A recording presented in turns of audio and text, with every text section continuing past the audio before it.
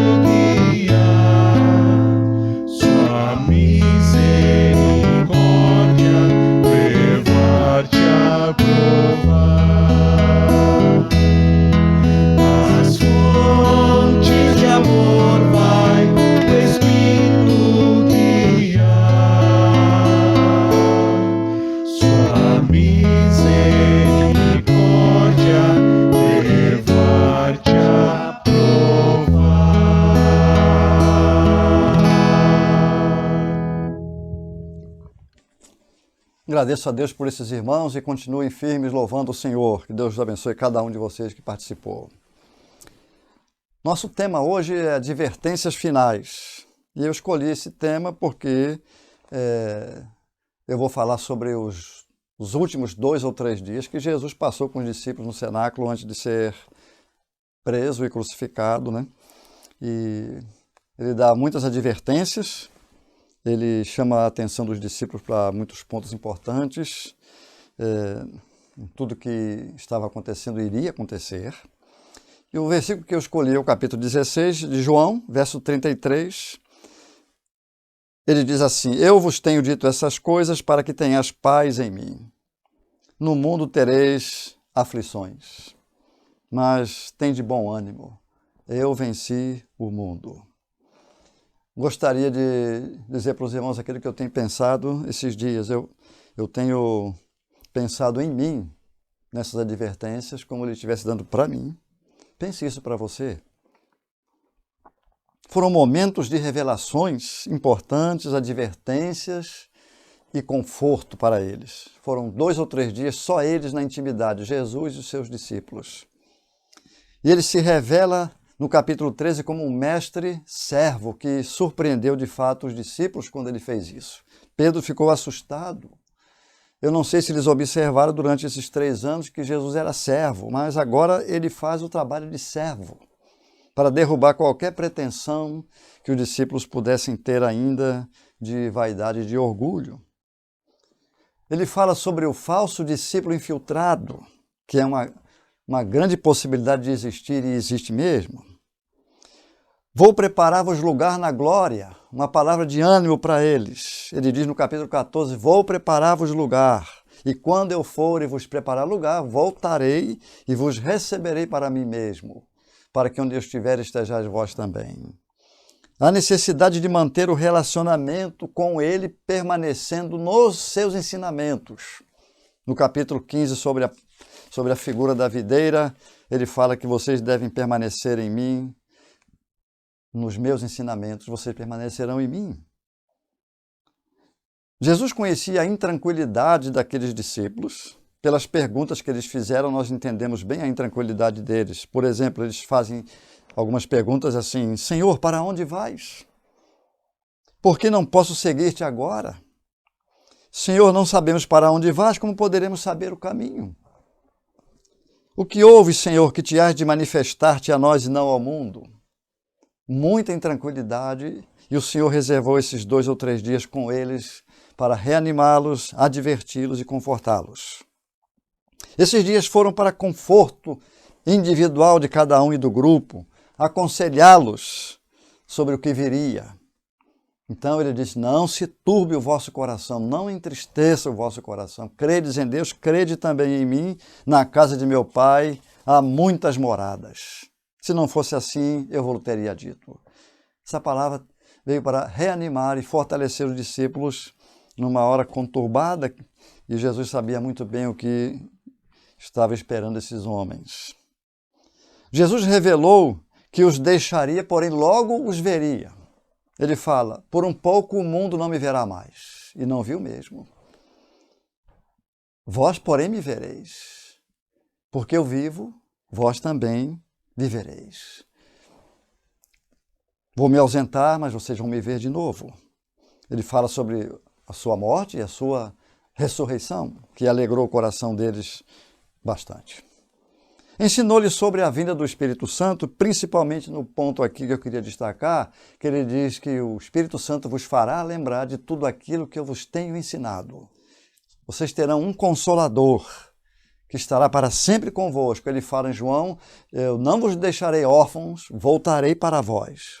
E também ele estava prevenindo-os de uma armadilha, por causa do ódio do mundo contra Cristo e contra eles. Então, no capítulo 16, verso número 1, ele fala: eu vos tenho falado essas coisas para que não vos tenhais motivo de tropeço.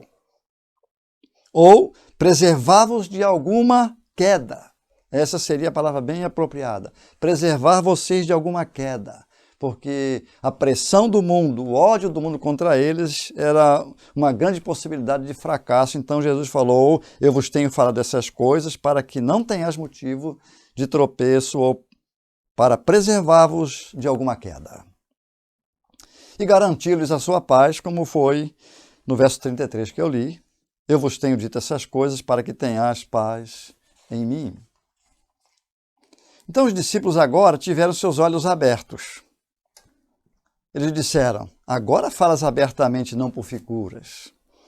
Agora reconhecemos que sabes todas as coisas e não necessitas de que alguém te interrogue.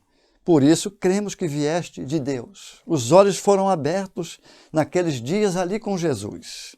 Então, nesse tempo com os discípulos, o Senhor os advertiu, especialmente sobre a necessidade de paz, de coragem e de esperança. Então, a minha paz eu vou dar para vocês. Vocês precisam de coragem para enfrentar esse mundo e esperança, porque o mundo já foi derrotado e vocês têm esperança da vida futura. Eu vos tenho dito essas coisas para que tenhais paz em mim. No mundo tereis aflições, mas tende bom ânimo, eu venci o mundo. Jesus iria deixá-los e os discípulos iriam precisar de paz, da sua paz. Capítulo 14, verso 27, Jesus fala: deixe-vos a paz, a minha paz vos dou. Era isso que eles precisavam, isso que você e eu precisamos. Não vou lá dou como o mundo a dar. O mundo não tem a paz verdadeira para dar. Não vou lá dou como o mundo a dar. Não temas, nem se atemorize. Além das aflições comuns de todo vivente, eles teriam aflições simplesmente pelo fato de serem discípulos de Cristo. Isso aumentaria o peso das aflições, porque um cidadão comum que não é discípulo de Cristo, ele tem aflições como qualquer um de nós tem, todos têm. Mas o fato de ser discípulo de Cristo, há um acréscimo de aflições sobre os ombros, sobre tal indivíduo. Ele diz: lembrai-vos da palavra que eu vos disse. Quer dizer, não se esqueçam de nada que eu disse. Não é o servo maior do que o seu senhor. Se me perseguiram, perseguirão também a vós. Se guardaram a minha palavra, também guardarão a vossa. Tudo isso, porém, vos farão porque não conhecem o meu nome. E também não conhecem aquele que me enviou. Tudo isso, porém, vos farão por causa do meu nome, porquanto não conhecem aquele que me enviou. Pelo fato de não conhecerem a Cristo, nem ao Pai que o enviou, eles perseguiriam os discípulos. Jesus iria deixá-los, mas estava deixando-os bem preparados para enfrentar essa grande oposição. Nós estamos no mesmo mundo que os discípulos estiveram. E Deus está dizendo para nós que nós precisamos estar bem preparados para enfrentar essa grande oposição que vivemos. E com certeza a igreja sofrerá muitas perseguições ainda até o final. Então Jesus precisava de dar a sua paz e garantir-lhes a sua paz. É o que nós precisamos hoje. Jesus então os adverte para não se acovardarem. Tem de bom ânimo. Tem outra versão que diz: sede corajosos. Corajosos aqui é a palavra mais correta, porque é isso que o grego traduz. Então, traduziu por ânimo, tem de confiança, mas sede corajosos. A Bíblia King James, por exemplo, diz assim, no versículo que eu estou citando aqui, do versículo 33. Eu vos preveni sobre esses acontecimentos, para que em mim tenhas paz. Verso 33 que nós estamos estudando. Neste mundo sofrereis tribulações, mas tende fé e coragem, eu venci o mundo. Coragem, eu preciso de paz, mas eu preciso enfrentar. Não posso me acovardar como discípulo de Cristo por causa que o mundo o odeia e odeia a mim e a você que somos discípulos de Cristo. Nós precisamos enfrentar, porque Jesus estava preparando esses homens para enfrentar um mundo de oposição contra Deus. Com certeza não seria fácil, não foi fácil, mas o Senhor prometeu uma grande coisa: eu vou deixar a minha paz com vocês, vocês vão precisar ter a minha coragem para enfrentar essa oposição. Então a advertência era: não tenham medo, tenham confiança e coragem. Vocês estarão cuidando dos negócios do meu Pai e de vosso Pai. Uma vez Jesus falou assim, na ressurreição, ele disse: eu vou subir para meu Pai e vosso Pai, para o meu Deus e vosso Deus. Que maravilha quando escutamos isso.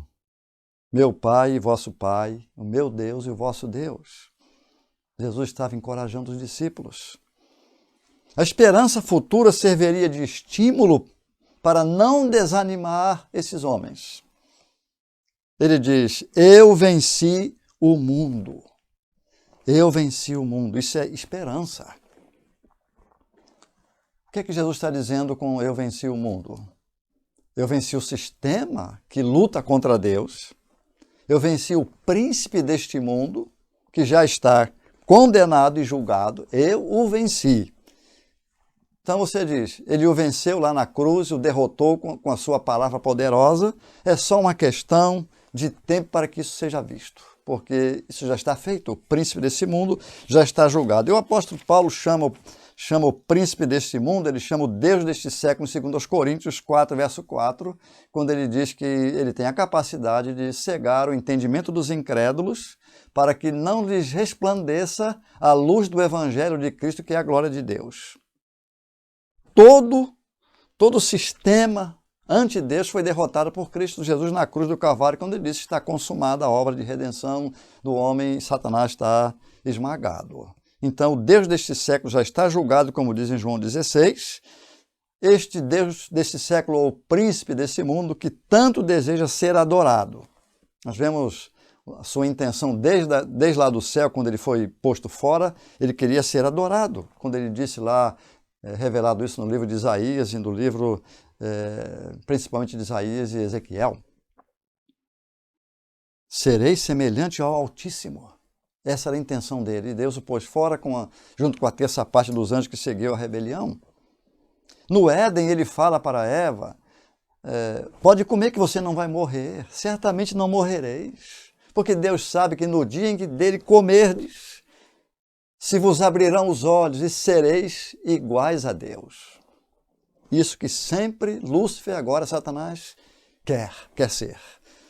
Reconhecido como Deus, ser adorado. Inclusive, nós podemos ver nos nossos dias movimentos, igrejas até, que é uma grande blasfêmia, igrejas de Satanás, passeatas para Satanás, e ele está gostando muito disso.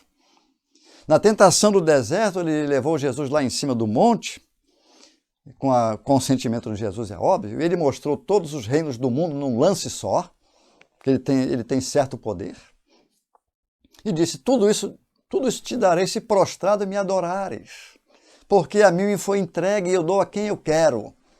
Então Jesus disse para trás Satanás, porque está escrito: ao Senhor teu Deus adorarás, só a ele servirás. Mas ele queria ser adorado pelo Filho de Deus, como Adão fez, na verdade, na prática foi isso, quando ele se submeteu à sua palavra. Na tribulação, então, Satanás exigirá adoração na pessoa do anticristo. Até então ele sugere, ele influencia as mentes para isso, as pessoas fazem, mas na tribulação, que virá um dia, na pessoa do anticristo, ele exigirá a adoração. Então esse mundo está derrotado, e aquele que o derrotou, que é o Cordeiro de Deus que tira o pecado do mundo, estaria com os discípulos. Por isso eles não precisariam se acovardar, não precisariam ter medo, eles teriam a paz de Cristo e a coragem dele. Então, não precisariam se acovardar, porque o mestre que estaria com eles derrotou esse sistema perverso. E nós temos visto cada vez mais esse sistema se mostrando bem visível no mundo hoje.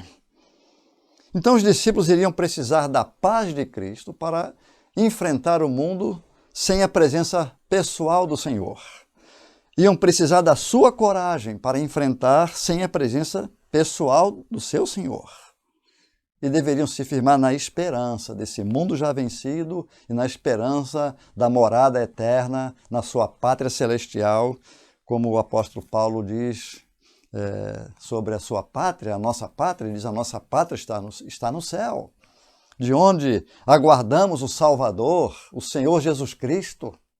Nossa pátria não é Brasil. Eu nasci no Brasil, você nasceu no Brasil, mas a nossa pátria não é aqui, porque se fosse aqui ficaríamos para sempre. A nossa pátria está no céu, de onde aguardamos o Salvador, o Senhor Jesus Cristo, que transformará esse corpo de humilhação à semelhança do corpo da sua glória. Ele que tem o poder de até subordinar a si todas as coisas, porque ele é Deus. Então Jesus encerra aqui essa reunião com os discípulos, deixando a paz, coragem, esperança, e agora ele encerra orando por eles.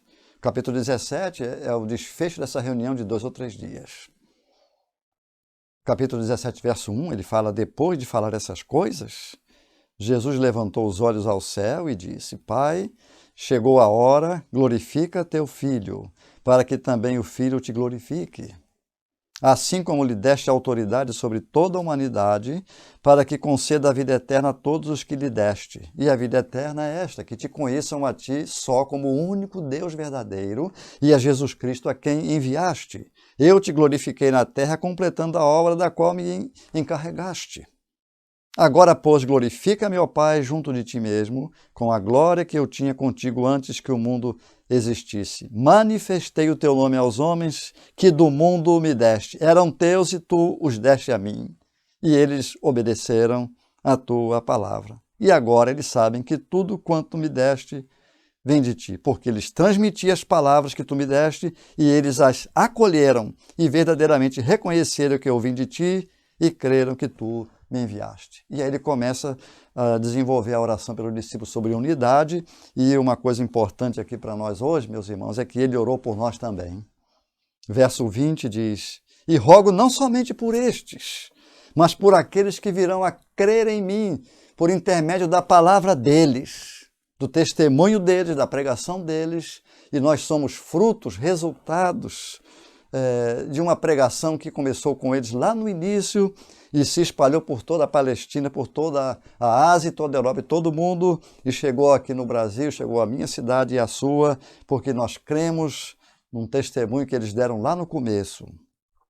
O Senhor orou por nós para que tenhamos paz, coragem e nos firmemos na esperança. É isso que nós precisamos. Tranquilidade por dentro. Vivemos dias que precisamos de experimentar na prática a paz que dá tranquilidade na alma. Que Jesus disse: a minha paz eu vos dou e o mundo não poderá tirar. Não poderá tirar de forma nenhuma. Porque essa é uma paz que vem de Cristo, está dentro de nós, e por mais que haja tribulações do lado de fora, os discípulos e nós poderemos enfrentá-las por causa da paz que nós temos, que o mundo não conhece. Mas nós conhecemos. Coragem para enfrentar a oposição do sistema do mundo perverso contra Deus. É um momento difícil, irmãos, que nós estamos vivendo nesses últimos 2 meses no Brasil e no mundo, mas nós aqui mesmo no Brasil. A tendência é muito provocadora para que nos revoltemos contra as autoridades, contra o sistema enganoso que tenta prejudicar, conforme temos ouvido tantas coisas. Mas nós não precisamos nos preocupar com isso não, porque as coisas vão piorar, segundo as Escrituras. Um dia, Satanás vai entrar num homem e vai dominar o mundo pelo menos por 7 anos. Não vamos esperar nenhuma melhora. A lei da entropia, que o mundo está saindo de uma posição organizada para desorganizada, pode ser muito bem aplicada espiritualmente, porque o mundo começou perfeito e está indo para a ruína, em consequência do pecado da raça humana e da rebelião contra Deus. E nós estamos neste mundo, uma pregação que eu fiz recentemente aqui, falando sobre estamos no mundo, mas não somos daqui. Nossa pátria está lá em cima. Isso me faz até lembrar-me de um acontecimento de um missionário que veio com a família do exterior, acho que foi da África. E nesse mesmo voo veio uma grande autoridade desse país. E quando o avião pousou e os passageiros desceram, a primeira pessoa que desceu, a primeira família que desceu foi essa figura importantíssima lá. E tinha uma recepção maravilhosa no aeroporto, ali na descida do avião, muitos repórteres, etc. E foram descendo depois os outros, e a família do missionário desceu, e tinha um filho, um rapazinho, e ninguém foi recepcionar essa família de missionário, mas aí o menino falou assim: pai, olha só a recepção desses homens aqui, dessas pessoas, e ninguém veio nos recepcionar. E imediatamente veio à mente desse pai, muita sabedoria, e disse: meu filho, ele está recebendo tudo isso aqui porque ele chegou na sua pátria. Nós ainda não chegamos na nossa. E a nossa recepção será infinitamente superior. É só uma questão de tempo. nós teremos uma recepção maravilhosa, porque Jesus disse: Pai, a minha vontade é que estejam comigo aqueles que me deste, para que vejam a minha glória, a glória que eu tive contigo antes que existisse mundo. A minha vontade é que estejam comigo os que me deste. Meus amigos e irmãos em Cristo Jesus, você que é crente, pense bem nisso. Pode ser até que a sua vontade não seja de partir agora, esteja com medo, cheio de dúvidas, de intranquilidade, mas pense bem, a vontade do Senhor Jesus Cristo é que estejam com Ele aqueles que foram dadas a Ele, vidas que foram dadas a Ele pelo Pai, para que vejam a minha glória. E ele fala no capítulo 14, até que eu recitei já esse texto aqui, na casa de meu Pai há muitas moradas, se assim não fosse eu vou teria dito, pois vou preparar-vos lugar. E quando eu for e vos preparar lugar, voltarei e vos receberei para mim mesmo, para que onde eu estou, estejais vós também. Ora, para que onde eu estou, vocês estejam, e a minha vontade é que vocês estejam comigo.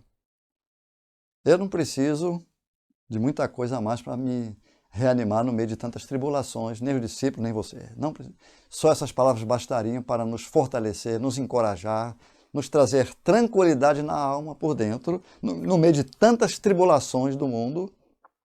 Não sabemos quantas tribulações iremos enfrentar ainda, seja por esse motivo atual ou outros motivos, não sabemos.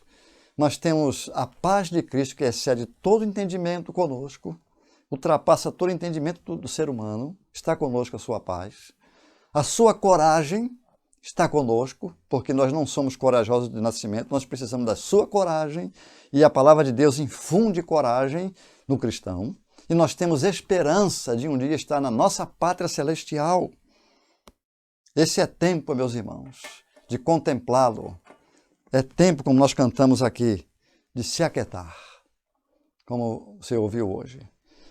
O desafio hoje é para que você experimente todas essas maravilhas que os discípulos experimentaram, porque é assim que o Senhor partiu de volta para o seu reino celestial, para junto do seu Pai na sua glória, os discípulos começaram a sofrer perseguições que nós podemos ver claramente no livro de Atos, até o final e na história. Sofreram muitas perseguições e perderam até as suas vidas, sacrificaram suas vidas por causa do seu Mestre, do seu Senhor.